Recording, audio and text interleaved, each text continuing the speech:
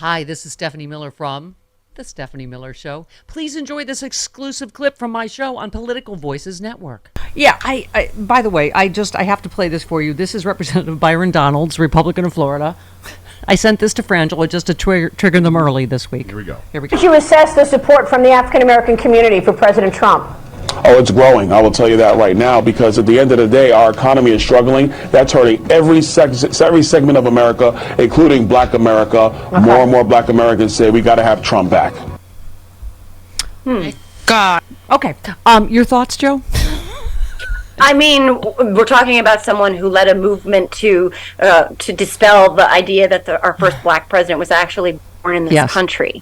Yes. Yeah. Someone who, put out a newspaper ad to execute the now exonerated Central Park Five. Correct. Someone who referred to a Black man as his African American. Yes. Yeah, I'm sure the Black community is really excited. Racial slurs against Letitia James every other day. Okay, so what's going to happen with the gag order? Speaking of which, because I mean, not just racist dog whistles, just absolute incitements to violence, intimidating witnesses.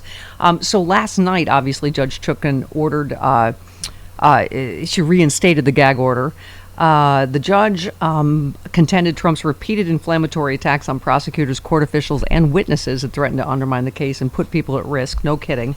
And Trump trothed, of course, immediately like a whiny little bitch.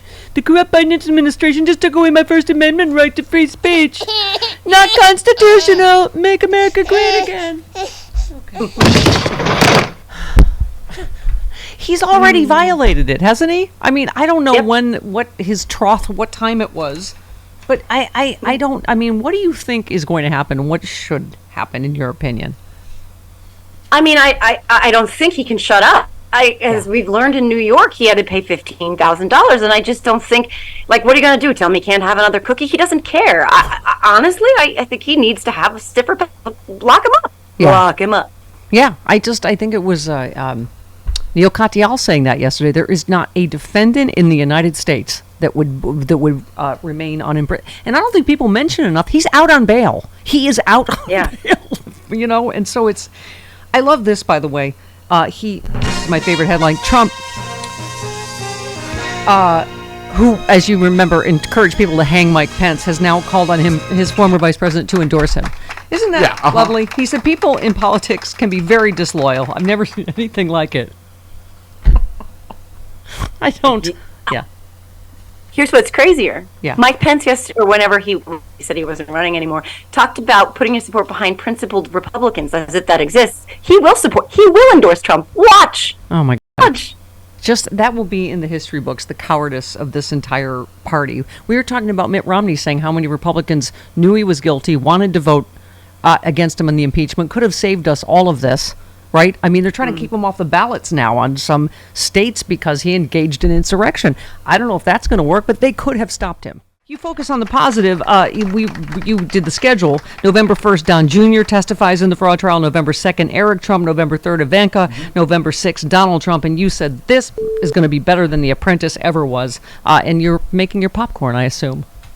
Oh, I cannot wait. It's really, he always wanted to be a rating star. Well, there you go.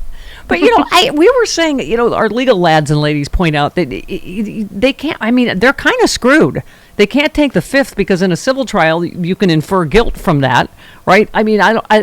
Or they testify. How hilarious if Ivanka testifies against him right to his face. Oh, my God. So fantastic. How is he going to say he doesn't know her? Yeah. He's going to say, I never met her. I may have taken a picture with her one time. Right. Well, I don't know whether, we're at that moment, Joe, where she's got to either save herself and throw him under the bus or, I don't know what you do. If she doesn't, he'll do it to her. That's the thing. He'll throw any one of them under the bus to save himself. Kind of like the RICO case in Georgia. They're all figuring that out. I think that Spawn are going to have to figure it out, too. Yeah. Yeah. Last week was Flipper Week. Thank you for bringing that up. Yes. It's kind of I know. It's how we were saying before we went on, Joe, that it is, you do have to focus on the good news sometimes in terms of, justice coming. And I really believe it is, because it is between the Middle East and the mass shootings and Matthew Perry dying. It's just, some weekends are long, depressing weekends, aren't they? Oh, yeah. And this one, honestly, ever since October 7th, this has been, very difficult for a lot of people. You can feel it. I feel it. I don't know if that's just me because I can feel it in myself, but it's a really dark and depressing and sad time. So I try to find, if possible, moments of, levity and moments to sort of be like, okay, that is restorative. That feels like a win. It's hard to find them, but they are out there. Yeah. And Lauren Boebert, speaking of clips on Twitter, did you see the clip of her on the floor of Congress? Lauren Boebert says that children should never be exposed to sexually explicit subject matter. Now, Beetlejuice. You had some thoughts. You said, I'm not going to be lectured on anything by someone who thinks it's okay to give a hand to in a theater full of kids. There is a clip for everything. It's literally her talking about children being exposed to pornographic. Okay. Because that's all she had to say after the gun massacre, right? Just, I'm not going to be lectured by anyone that doesn't know that AR-15 doesn't stand for assault rifle. It's like, shut up. Just shut up.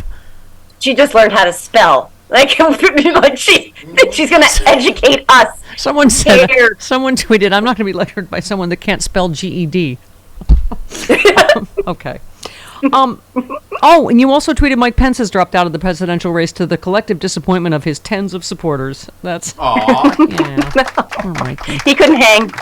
Yes, I know. I did that joke earlier, but I'm glad you did it. Okay. All right. We didn't have it this hour yet. No. I thought he'd hang around too, but I know. I understand. By the way, thank you for your piece on Mike Johnson. It is, speaking of God warriors like Mike Pence, holy crap. You said every time you think you've seen all of the newly minted House Speaker Mike Johnson's awfulness, a new noxious layer reveals itself, inexplicably more appalling than the last. The guy is a blooming onion of repugnance in a well-tailored suit and tax attorney glasses. As an aside, he also totally gives us an Indiana Jones Nazi bad guy, melty-facey villain vibes, but I digress. He doesn't he though?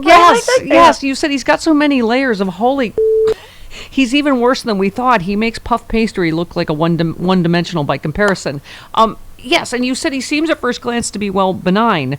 That's what I thought when you see him. You're like, oh, he seems reasonable. And you said he's anything but. He's rabidly anti-choice, racist, sexist, woman-hating, Christian nationalist, fascist, fanboying homophobe, who also just so happens to be the architect of the plot to overturn the 2020 election in the House, the same House he's now, in charge of. And you said, how can he square his piety with trying to steal an election for a thrice-married serial philanderer who mocked a disabled man, bragged about sexual assault, and opines often about boning his own daughter? I will never know. Oh my God, that is like just some rock star writing. But thank you. It is endless, their hypocrisy, right? He's in this covenant marriage that is we can't have infidelity. And I'm like, Donald Trump is the guy that... Right. I mean... Yeah, go ahead. 100% of the Republican caucus to be speaker. So can we just dispel with the whole moderate Republican thing? This is the Republican Party. And they're lining up behind Donald Trump, who commits more sins before breakfast than Charlie Sheen commits in a week. I mean, honestly, it's so hypocritical. It's insane, and the fact that he knew who he was, just he was sliding under the radar, is the scariest thing of all. He's the MAGA Republican that I've been worried about most. That type, that kind. Yeah. He looked benign, but he's more extreme than any of them. Yeah. And can I just point of order? I know Charlie Sheen, and he's lovely. He's actually a really nice guy. But speaking of having struggled with addiction, he owns his mistakes. Yeah. I mean, but there's a difference. Yeah. It's just, oh my God, Donald Trump is just, I don't know how else to say it. We were saying that's the theme, like good and evil. That it shouldn't even be partisan anymore, Joe. It's just Putin, Hamas, Trump, evil. Do you know what I mean? It's like you may disagree with Joe Biden on things, but he's a good man.